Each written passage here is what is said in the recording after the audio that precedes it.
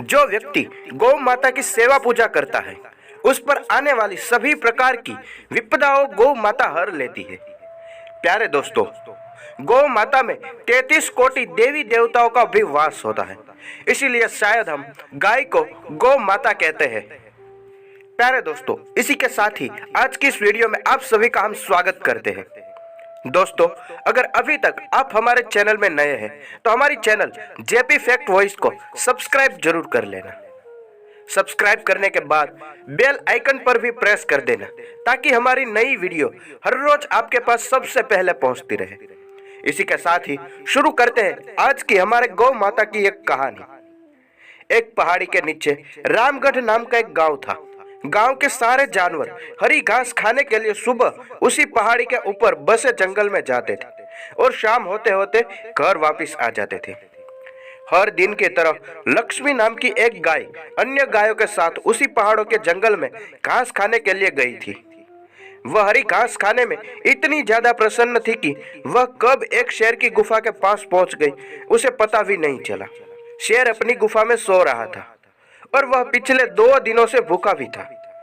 जैसे ही लक्ष्मी शेर की गुफा के पास पहुंची, गाय की खुशबू से शेर की नींद खुल गई। वह शेर धीरे धीरे गुफा से बाहर आया और गुफा के बाहर गाय देखकर खुश हो गया। शेर ने मन ही मन सोचा कि आज उसकी 2 दिनों की भूख मिट जाएगी।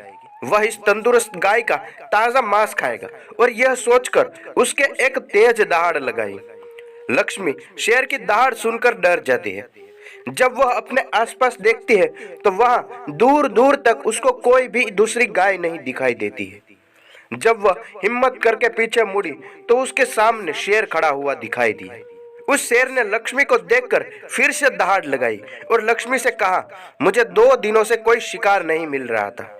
मैं भूखा था, शायद इसलिए भगवान ने मेरा पेट भरने के लिए तुझे मेरे यहाँ भेजा है।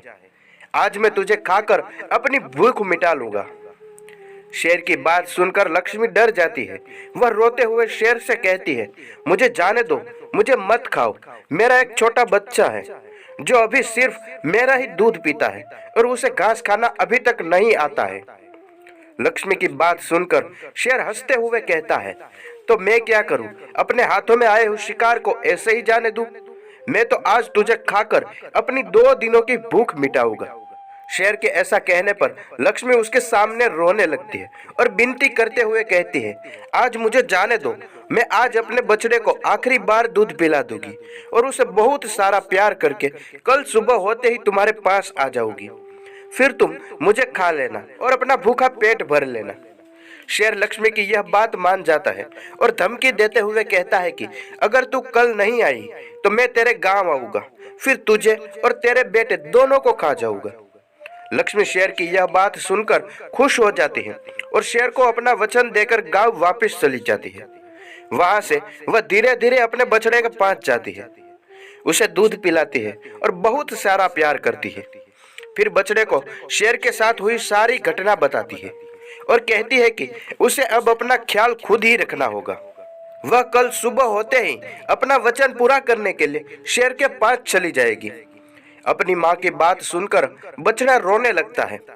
दूसरे दिन सुबह होते ही लक्ष्मी जंगल की तरफ निकल जाती है और शेर की गुफा के सामने पहुंचकर शेर से कहती है, अपने वचन के अनुसार मैं तुम्हारे पास आ गई हूँ, अब तुम मुझे खा सकते हो। गाय की आवाज सुनकर शेर अपनी गुफा से बाहर निकल कर आता है और भगवान के अवतार में प्रकट होता है। वह लक्ष्मी से कहता है, मैं तो बस तुम्हारी परीक्षा ले रहा था। तुम अपने वचन की पक्की हो, मैं इससे बहुत प्रसन्न हुआ हूँ। तुम अब अपने घर और बछड़े के पास वापस जा सकती हो। इसके बाद वे उस गाय को गौ माता का वरदान भी देते हैं और उसी दिन के बाद सभी गायों को गौ माता कहना शुरू कर देते हैं।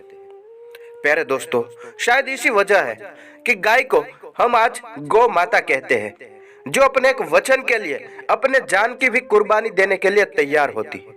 हमें जान की बाजी लगाते हुए भी अपने दिए गए वचन को पूरा करना चाहिए। प्यारे दोस्तों, अगर आप भी किसी को वचन देते हैं, कोई समय देते हैं, तो आपको भी उस वचन का पालन करते हुए उस समय के साथ चलना चाहिए।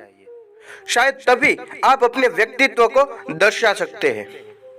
प्यारे दोस्तों, आज की ये कहानी आपको कैसी लगी हमें कमेंट के जरिए अवश्य बताइए।